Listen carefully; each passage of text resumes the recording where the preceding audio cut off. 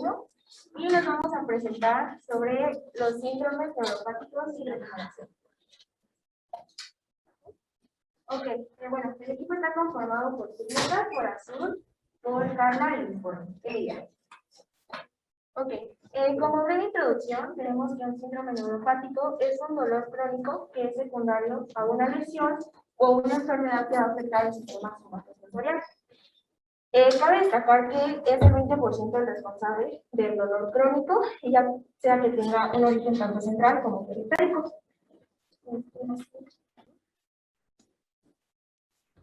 Ok, dentro de las manifestaciones generales que se presentan en la mayoría de los síndromes, tenemos que vamos a tener alteraciones sensitivas, como la sensación de quemazón, picazón, o entre otras.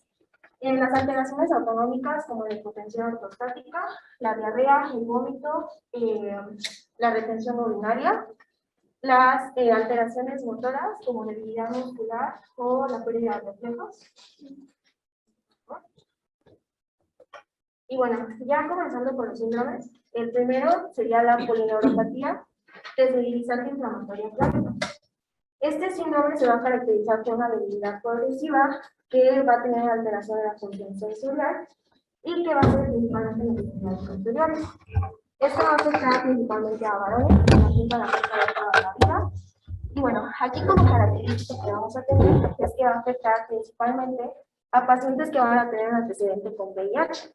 Por lo tanto, va a tener una reacción autoinmunitaria, eso es lo que va a dañar la vaina de mielina.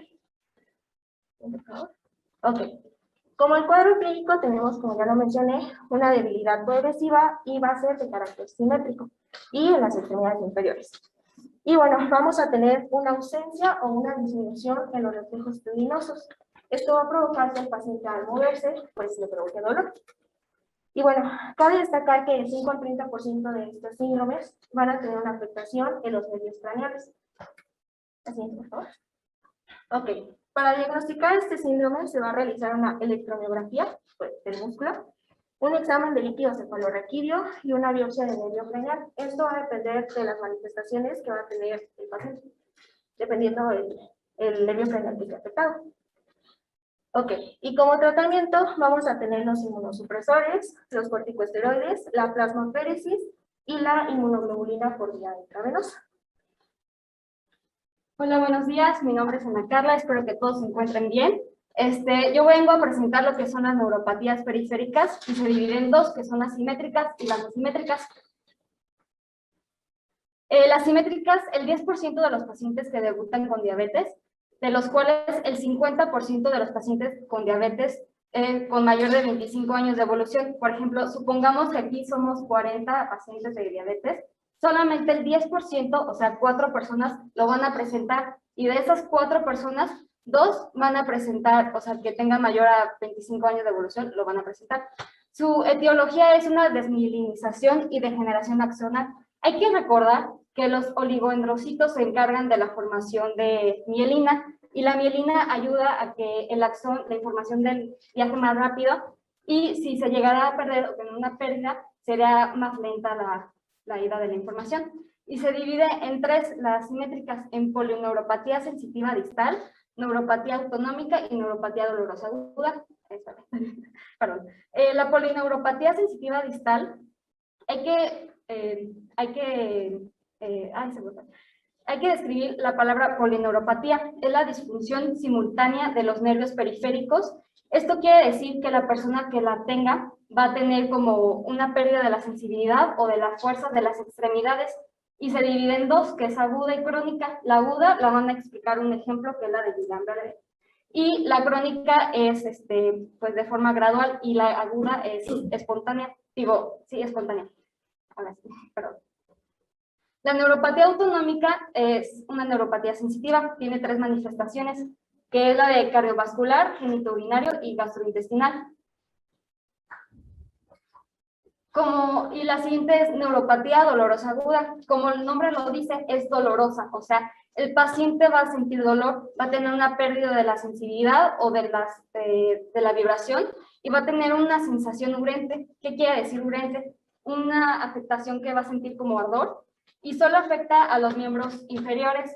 No hay afección motora, o sea, va a poder seguir caminando y hacer sus actividades, pero con dolor. Es la siguiente. No, la otra. Y las asimétricas, estas son las menos frecuentes y predominan en ancianos. Su origen es vascular y se divide en tres, que es cerebral, craneal, atrapamiento y del tronco.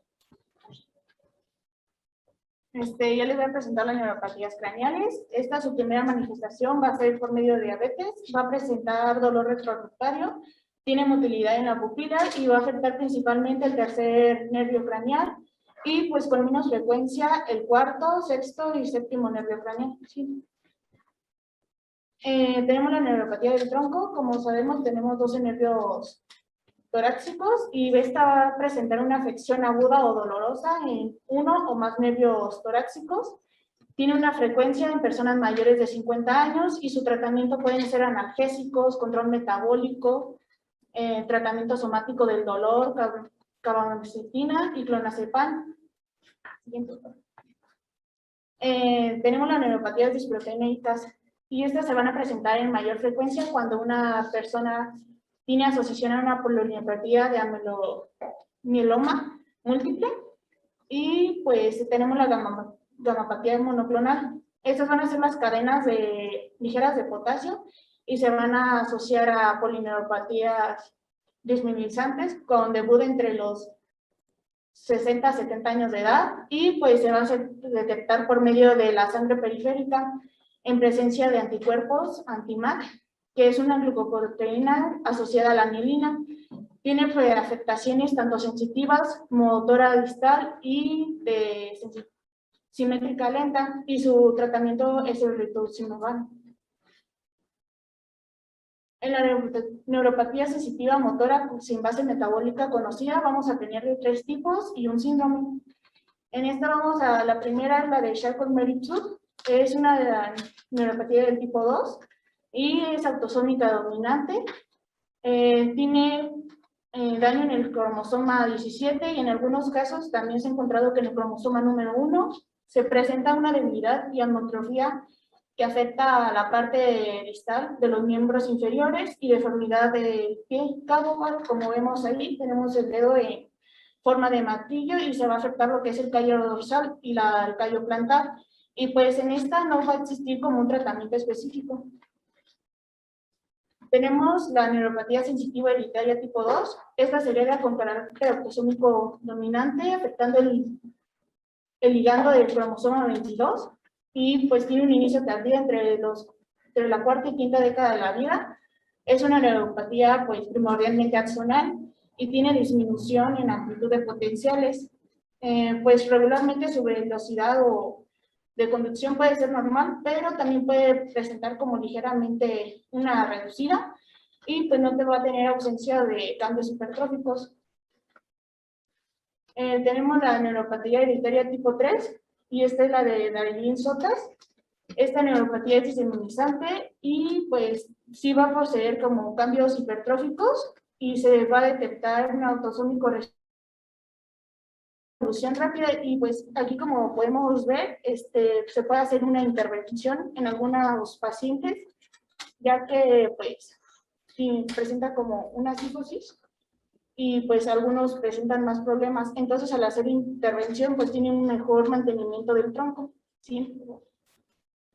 En sus manifestaciones clínicas tenemos que tiene debilidad en los miembros inferiores, anomalías esqueléticas, cifoescoliosis y deformidades en manos y pies. En su nivel histológico puede ser desminimizante o remilizante, y pues esta va a ser a partir de la formación de los bulbos en forma de cebolla o bueno de cebolla en los nervios.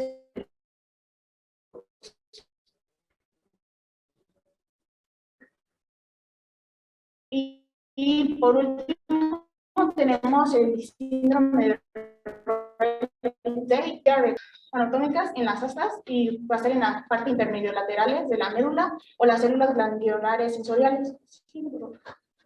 Y pues sus manifestaciones es que va a presentar llantos pero sin lágrimas, va a tener crisis de vómito, hipotensión ortástica, afectación de las potenciales de acción sensitivos, déficit sensorial distal y pues porque tiene pues una baja expectativa de vida y también sus causas de muerte más comunes es por disfunción anatómica, aspiración y deshidratación.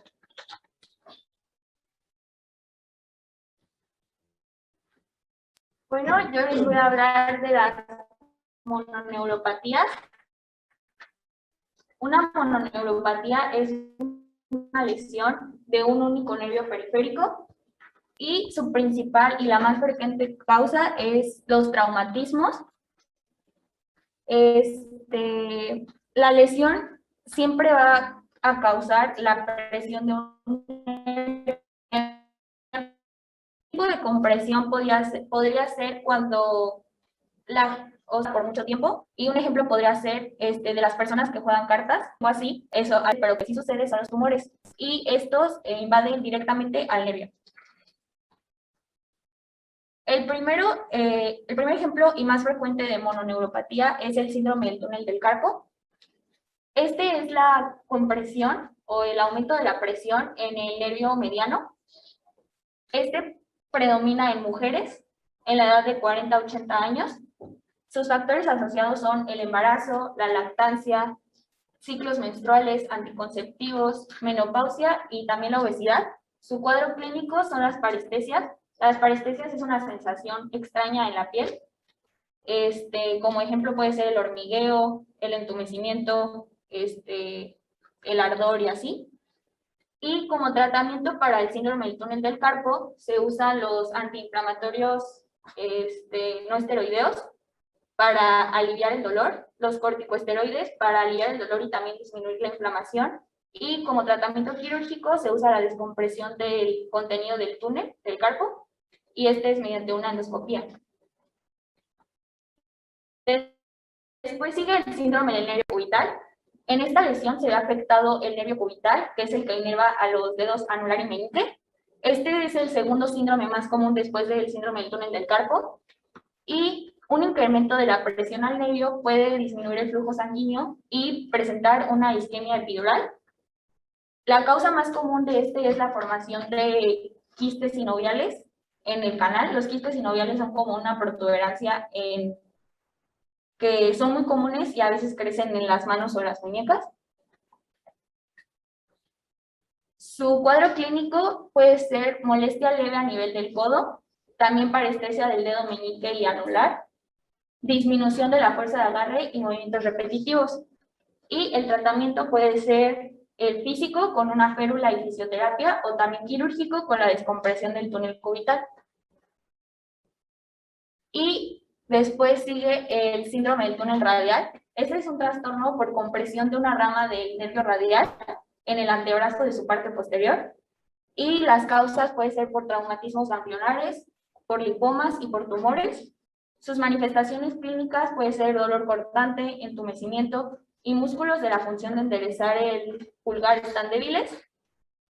El tratamiento puede consistir con la férula y la fisioterapia. También se usan antiinflamatorios no esteroideos, que sirven también para aliviar el dolor. Y el tratamiento quirúrgico sería la descompresión del nervio. Nosotros quisimos dejar hasta el último el síndrome de Guillain-Barré porque sentimos que es el más conocido y como el que más suena ahorita. Este síndrome es una polineuropatía desmielinizante aguda. Se desconoce ciertamente exacto el origen, pero se cree que tiene un origen inmunológico. Es común en los adultos hombres en la edad de 30 y 50 años. Sus características es la inflamación, la desmielinización y también la degeneración axonal. Y sus manifestaciones clínicas es el hormigueo, la pérdida de equilibrio y parálisis. También tienen areflexia, que es la pérdida de los reflejos, o sea, ausencia de reflejos con un estímulo externo. También en este síndrome no hay una afectación de los esfínteres, y el síntoma más común es la debilidad muscular, que comienza en extremidades inferiores y asciende progresivamente sin afectar los nervios craneales o oculomotores. Y hay paresia facial bilateral en el 50% de los casos. Como tratamiento se usa la plasmaferesis y también la administración de inmunoglobina intravenosa. Y ese es un esquema de lo que acabo de decir, pues como más resumido. Eso sería todo. Bueno, pues felicidades, se ve, hicieron un esfuerzo. Algo que me gustó es que, a pesar de que estaban viendo las diapositivas, pues se ve que lo habían estudiado y lo estaban también diciendo de memoria, ¿no? El tema que les tocó no es tan sencillo, son muchísimos los enfermedades que abarcan, pero lo manejaron muy bien. Es normal que cuando nosotros nos enfrentamos a estar en público, pues tenemos un poco de nervios y eso es normal, y pues ustedes también como papás tienen que ser comprensivos en esa parte, pero lo dominaron bien y lo hicieron muy bien, ¿ok? Entonces vamos a darles un aplauso por su esfuerzo. Voy a ampliar un poquito algunas cosas para que queden claras para la cuestión de exámenes, ¿no? Pero no voy a repetirlo todo. Podemos ponerle ahí, dice neuropatías. Pueden sentarse y me anotan el nombre así como fueron pasando, por favor. Sí. Perdón, sí, no me lo. Bueno, voy a hacer algunas aclaraciones leves nada más para que quede claro y después seguiremos con el tema del traumatismo craneoencefálico y al final dejaremos lo que es las grandes vías ascendentes y descendentes, ¿ok? Entre cada una de las clases vamos a dar tantito para que se ventile también, ¿ok? Entonces ahorita terminamos rápido y salen 5 minutos y volvemos a entrar para seguir con el trauma craneoencefálico. ¿Cómo dijo que se llamaba? Síndromes neuropáticos. ¿Este? Ahí. Ajá.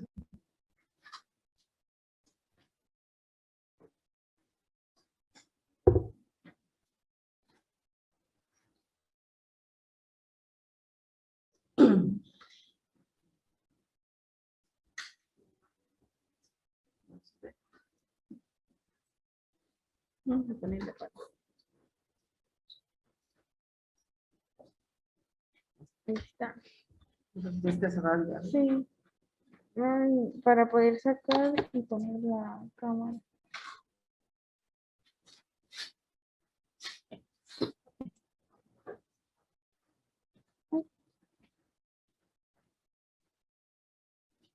Gracias. Así están en el orden, ¿verdad? Okay.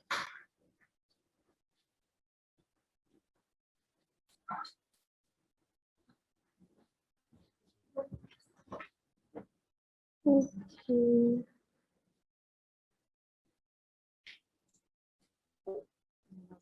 Yo nada más me saco y...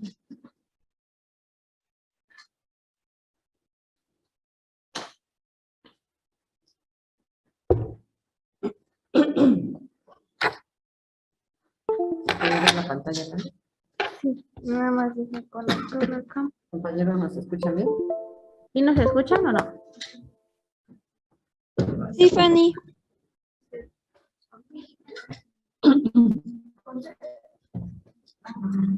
Ya quedó otra vez. ¿Ya?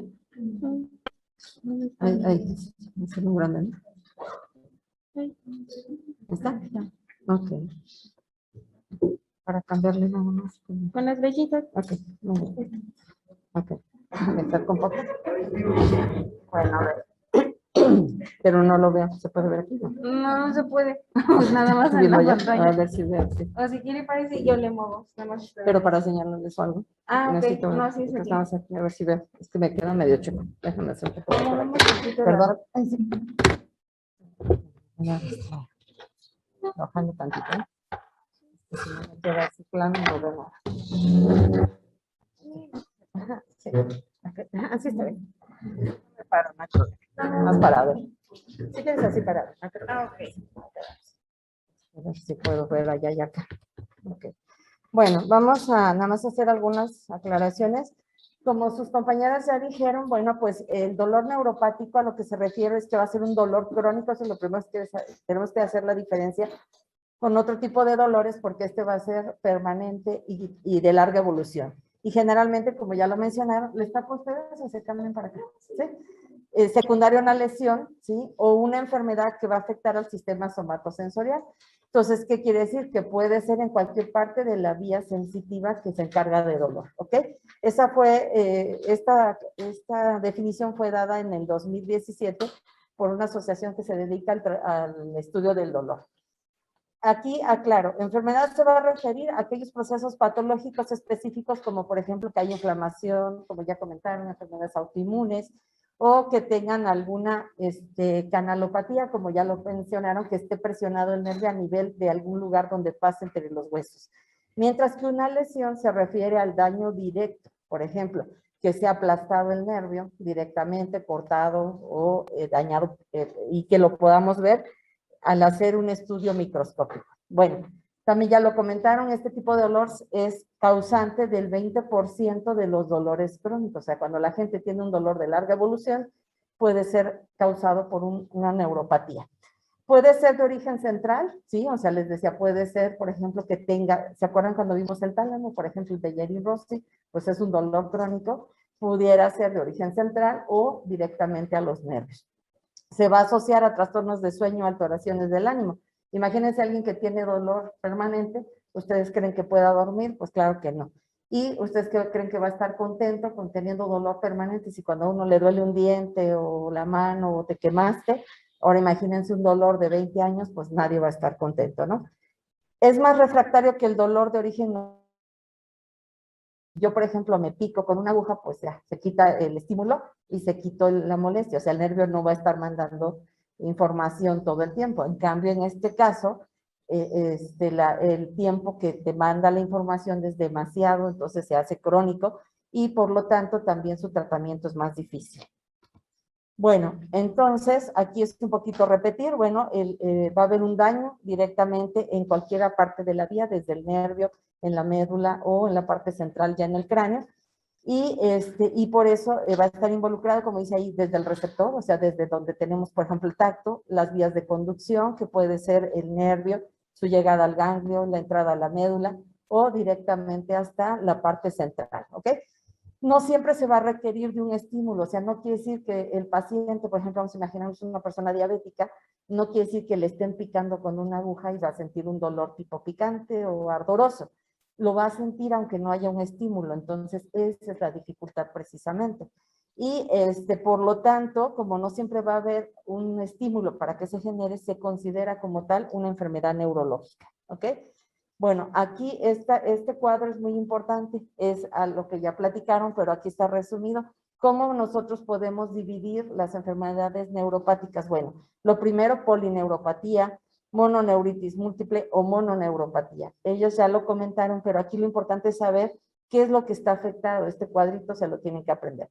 Por ejemplo, polineuropatía, dice, afecta múltiples nervios. Su nombre lo dice, poli, muchos, y neuro, pues muchos nervios, ¿sí? Puede ser simétrico o asimétrico, ya lo comentaron ellos. Simétrico, pues es me duele un brazo y el otro también, ¿no? O solamente me duele un brazo, pero un brazo tiene varios nervios, entonces ahí ya es polineuropatía.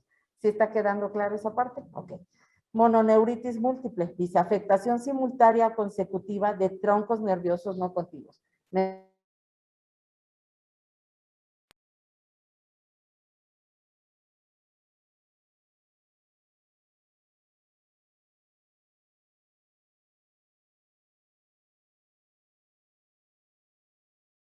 Una hipotensión ortostática. Hipotensión, estamos hablando obviamente de la presión arterial, entonces baja la presión, pero ¿cuándo? Ortostática. ¿Qué se referirá a ese término? Cuando está de pie.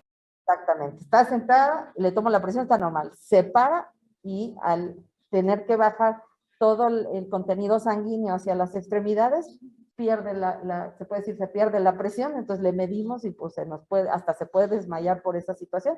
¿Por qué? Porque no le llega sangre bien a su cerebro. Entonces, esa hipotensión se presenta al cambio de posición, ¿sí? Entonces, de estar sentado a pararse, acostado y pararse, ¿no? Retención urinaria, bueno, pues si tenemos problemas autonómicos, pues puede ser que no se relaje el esfínter y pues la persona no pueda hacer, perdón, pipí, ¿no? Que tenga estreñimiento, que tenga diarrea, que tenga impotencia, que tenga alteraciones de las glándulas. Entonces, cualquiera de las que afecte el sistema autónomo que vimos la vez pasada, ¿ok? Aquí les dejo un ejemplo. Hay formas diferentes de, en la exploración clínica para poder hacer un cuestionario y explorar al paciente. Este es un ejemplo. Entonces, por ejemplo, es el cuestionario de N4. Si, bueno, alguien que esté de frente que me ayude a leerlo. La pregunta 1, por ejemplo, a ver, doctor, ¿qué dice? ¿Tiene dolor una o más de las siguientes características? Ajá. Quemazón, frío doloroso, calambres eléctricos. Entonces, eso se le pregunta al paciente. ¿Usted siente alguna sensación como de quemazón, como de que siente alteraciones de la temperatura, o sea, como si le estuvieran poniendo hielo, o tiene calambres, o sea, el clásico como cuando te das un codazo y sientes que te da el dolor del nervio? Si esa persona contesta alguna de esas, pone sí o no, ¿sí? Y vamos a ir sumando. La segunda pregunta, ¿alguien que la ve ahí? ¿Está asociado el dolor con una o más de las siguientes síntomas en la misma zona? Ajá. Hormigueo, alfileres y agujas, entumecimiento y picazón. Entonces, el paciente tiene alguna sensación como que andan hormigas encima de su piel, tiene sensación de que lo están picando con agujas. Obviamente no es que lo estén picando, sino que él siente esa sensación, que tenga sensación como de que se le queda dormido. La gente dice, está como engarrotada, la siento adormecida, como cuando les ponen anestesia de los dientes y salen ustedes y sienten así el cachete como que está raro. Esa sensación siente la persona. Y sensación de picazón, dicen, ¿no? Entonces, también, si tiene alguno de esos, vamos marcando nosotros que sí. Luego hacemos el examen físico, nosotros. O sea, el primero es al preguntarle y luego lo examinamos y nosotros marcamos. Dice, ¿está el dolor localizado en una sonda donde el examen físico puede mostrar una o más de las siguientes características? Por ejemplo, yo lo estoy tocando, le paso una plumita, ajá, un algodoncito y le toco y le pregunto, me avisa, obviamente ojos cerrados, le digo, ¿usted siente que lo toco? Me avisa cuando sienta que lo toco. Entonces, pues me dice, sí siento que me toca, pero siento más del lado derecho que del izquierdo. Entonces, eso es una hipoestesia. O que le estemos picando como una agujita, ya ven que el martillo, por ejemplo, trae una agujita arriba, pues con ese le picamos y que tampoco sienta, aunque yo le esté picando, a veces le está sangrando ya y no lo siente. Entonces, puede ser al tacto o al dolor, ¿ok? Marcamos nosotros ahí y en la 4, en la zona dolorosa, el dolor es causado o incrementa por ejemplo, si le paso un cepillo, eso estaría preguntando yo, por ejemplo, como la alodinia, ¿no? O sea, le toco con una pluma, con un cepillo, y el paciente empieza que le arde o que le duele o que le estamos picando. Entonces sumamos todo lo que nos dé y como dice allá abajo, cada respuesta vale 1, si le pusimos sí, alguno, y debe de ser sumado todo eso, y si es mayor de 4, nosotros podemos decir que tiene un problema de una neuropatía, ¿sí? Entonces, ahorita muy rápido, bueno, ya le comentaron, esta es la más conocida. Aquí, como ellas dijeron, bueno, esto es lo que quería comentarles. Se ha asociado el hecho de que tengamos una infección por Campylobacter jejuni, que ya saben que produce gastritis, ¿no? Entonces, un paciente que tiene gastritis y luego se queda paralizado y que empieza siente dormir a las piernas y después ya no puede respirar y después ya lo tenemos intubado. Y pues si tuvo antecedentes de gastritis, puede ser que tenga una infección por Campylobacter. Como ya dijeron ellas, es un proceso inmunológico, es como si tuviéramos como una alergia, ¿no?, a algo en el ambiente y que provoquemos nosotros mismos anticuerpos que dañan a nuestro propio cuerpo, ¿sí? Entonces es autoinmune. Bueno, eso ya lo platicaron ellas. Aquí está un resumen muy parecido al que ustedes pusieron, pero bueno, se los voy a pasar para que lo vean. Entonces, es una neuropatía desmielinizante, o sea, ¿qué quiere decir? Que estamos perdiendo mielina, es inflamatoria, ya dijimos, está hecha por anticuerpos, es aguda, o sea, esta no se presenta en forma crónica, así de que lo tengo 10 años, ¿no? Sino es aguda, y ya lo comenté, hay antecedentes de infección por Campylobacter jejuni, ¿sí? Lo más característico es la debilidad en ascenso, ¿sí? O sea, empieza de abajo hacia arriba, como ya lo comentaron, difícilmente se alteran los movimientos de los ojos, ¿sí? Entonces eso es horrible porque el paciente está consciente, mueve los ojos, pero pues no se puede mover, ¿no? Y está intubado. Y las formas de tratamiento, como ya comentamos, comentaron, perdón, es la plasmaféresis y la terapia de inmunoglobulinas, ¿ok? Ahí arriba dice, pues, hay ausencia de reflejos, entonces nosotros revisamos si los reflejos osteotendinosos están perdidos, ¿ok? Bueno, ya hablaron también de la neuropatía diabética, ¿sí? Entonces, lo más clásico es que pues el paciente presente alteraciones de sensibilidad o dolor por precisamente porque hay acumulación del sorbitol en los axones, o también ustedes se recordarán, si vieron ya la anatomía, están los nervios, y si nosotros vemos un nervio tiene como vasitos encima, esos vasitos se llaman los vasa nervorum, o sea, los vasitos que nutren al nervio. Si esos vasitos se llegan a tapar, pues el nervio es como si no tuviera nutrición, es como una plantita que no le ponemos agua, entonces se dañan permanentemente y puede provocar sensaciones anormales, ¿ok? Ya lo comentaron ellas, hay polineuropatías simétricas, como vimos, por ejemplo, las de calcetín o las de guante, así como venía en el esquemita, que pues el paciente dice es que como que no siento, parece que trae un calcetín apretado y no siento, entonces si ya está viejito, si es diabético, bueno, no es necesario ser viejito, pero es más frecuente, viejito, diabético, y con esa sensación de que no siento como si estuviera un calcetín apretado o falta de sensibilidad en calcetín o en manos de guante, podemos pensar que se trate de esto, ¿ok?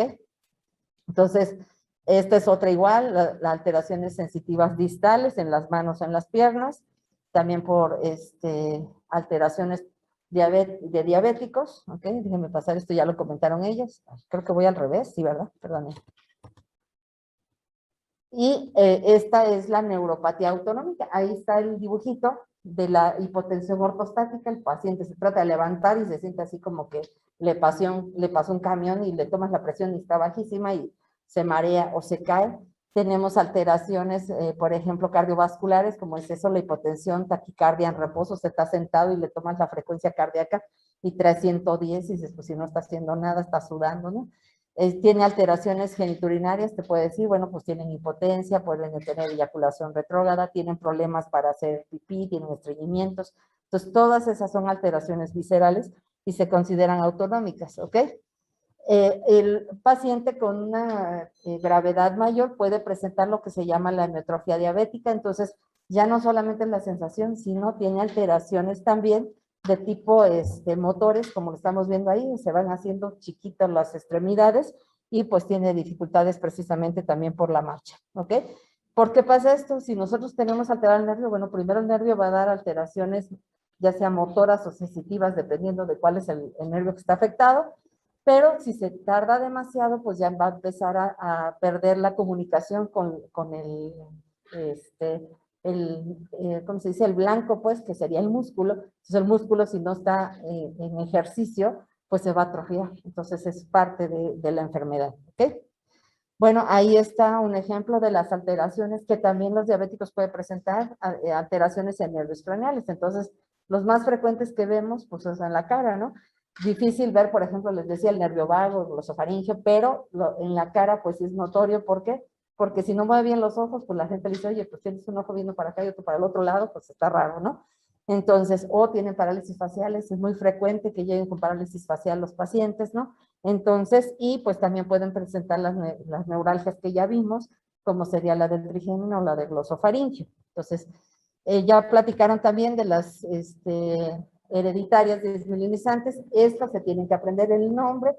En general, se conocen como las enfermedades de Charcot-Marie-Tooth. Entonces, los primeros que la describieron fueron Charcot y Marie en París, y luego Tooth casi fue igual, entonces se le puso el nombre de los tres, se puede decir, ¿no? Entonces, hay diferentes tipos en general, para no hacernos tantas bolas, ¿sí? Porque lo único que lo varía es los genes que se encontraron en cada una de ellas. Es recordar que las estamos dividiendo en tres. La tipo 1, que es la clásica, ¿sí?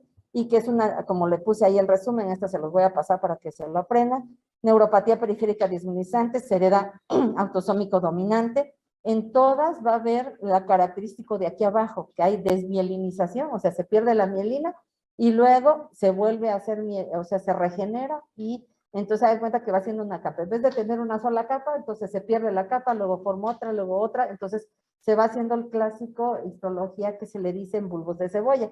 Porque es como cuando ustedes compran la cebollita, la de azar, la chiquita, Y si la parten, pues se ve así como si tuviera muchas capitas, ¿no? O una cebolla grande, si quieren. Entonces, así como se ve ahí, así están. Entonces, es característico de esta enfermedad los bulbos de cebolla, histológicamente, no se les olvide, ¿sí? Y como se ve allá, pues bueno, hay debilidad y hipotrofia de las extremidades y se caracteriza por el pie así. Es un pie que se llama cabo. En los exámenes, perdón, que me estoy quedando desfónica, me pusieron algunos lo de la marcha de Tepaz, ¿no? No sé en qué tema lo vieron, conmigo no. En este caso sí se puede dar, porque tiene el clásico pie equino, o sea, tiene como levanta como los caballos, ¿no? Cuando levantan el pie, por eso así, esa es la característica. Aquí también se puede dar la marcha de Tepaz, ¿ok? En este sí. Antes no lo habíamos visto. Bueno, por lo menos conmigo no. La diferencia entre la 1 y la 2 es que aquí principalmente es axonal, ¿sí? Entonces, y esta es un poquito menos grave que la otra, tiene un poquito mejor cuadro clínico, o sea, no les va, digo, los dos están malos, pero este es un poquito menos. Este se hereda con carácter autosómico dominante ligado al cromosoma 22, lo que les digo, va cambiando cómo se hereda, pero la enfermedad en sí se parece, o sea, es como un espectro, podría decir, ¿no?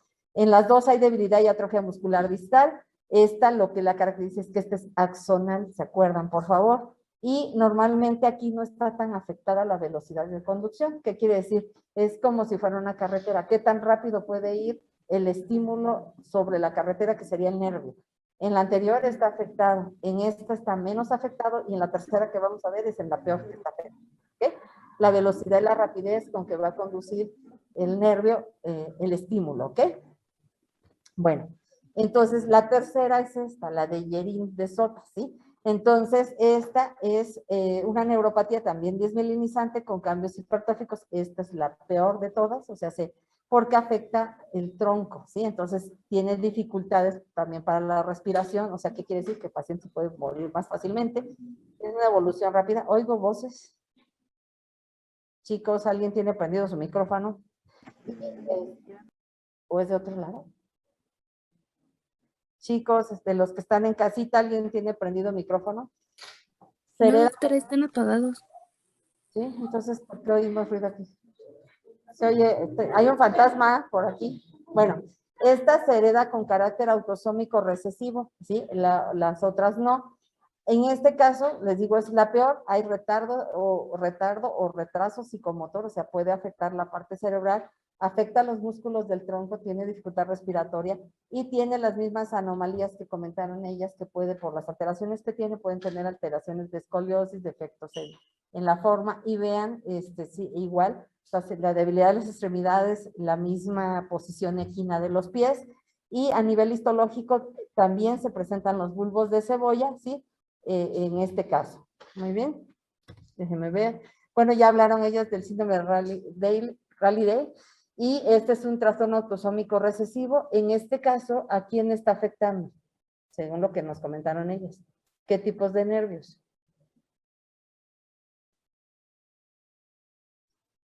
Ahí dice, ausencia congénita de las neuronas autonómicas. Entonces, ¿aquí qué sistema nervioso está afectado?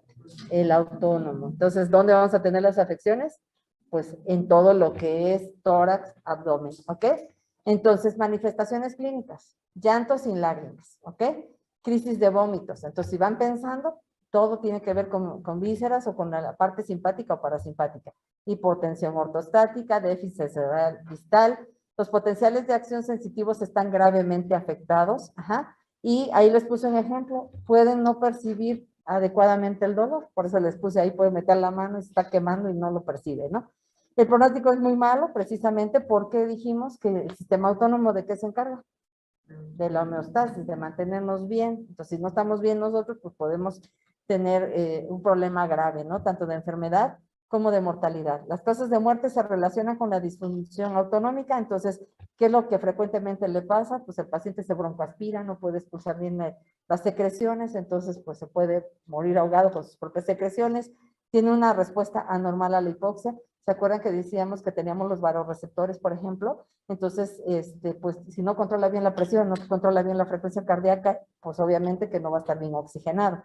Y obviamente también pueden fallecer por si tienen mucho vómito, tienen deshidratación, ¿ok? Bueno, ellos ya hablaron de las mononeuropatías, nada más así muy rápido, pues el túnel del carpo, entonces, clásico, por ejemplo, las secretarias, ¿por qué? Pues están con todo el tiempo aquí con esta parte, o ustedes que juegan tanto videojuegos, no sé. Bueno, que se dedican a contar dinero. Mi To- mamá. Exacto, por el movimiento, que usas mucho tus manos. Entonces, pues las personas que usan computadoras, que usaban máquinas de escribir, era muy frecuente las secretarias, las del banco, que están en la misma posición, sus manos aquí. Entonces, como el nervio pasa aquí, y se acuerdan que tenemos un ligamento en esta porción, pues entonces el ligamento de tanto estarlo, perdón, presionando, molestando, se va engrosando, igual como cuando un zapato te aprieta y te sale callo, más que el callo te sale aquí como una banda, entonces, ¿qué hace? Presiona el nervio. Entonces, así como ellos lo pusieron ahí, perdón, ¿cómo le señalo? Aquí, ¿no? Entonces, ay, no le atino, perdón. Aquí, esta parte se engrosa, que es un ligamento, y debajo de ese ahí ven pasar el nervio, entonces se da cuenta que como si lo era ahorcando, ¿no? Entonces, ¿qué se tiene que hacer? Bueno, como ya lo comentaron ellas, primero pues usan férulas para mantener bien la posición de la muñeca, ¿no? Pero pues si tiene que seguir trabajando, el tratamiento realmente sí se va a descomprimir. Lo que hacemos es quirúrgicamente, puede ser como dijiste, con alguna herida pequeñita y meter una cuestión endoscópica, pero generalmente lo hacemos así abierto, se hace una incisión en la línea media, llegamos ahí donde está el ligamento y simplemente así como si cortaras una tela, lo cortas y se libera el nervio. Digo, se oye muy sencillo, pero nada más hay que cuidar que no te lleves al nervio. Entonces, la cuestión es que, pues, al quitar la compresión se quita la molestia. Pero ¿qué va a pasar? Realmente esa capita, pues, es una protección. Cuando ya no la tenga, el daño, si sigue haciendo el mismo trabajo, pues va a ser igual al nervio ya directo, ¿ok? Entonces, se puede quitar la compresión, o sea, es como quitarle el callo, pero si sigue haciendo, pues va a seguir el daño. Entonces, lo que tenemos que hacer es tener cuidado después de la cirugía, porque no sería curativa, ¿no? Entonces, bueno, ¿cómo podemos hacer para probar que tiene esta molestia?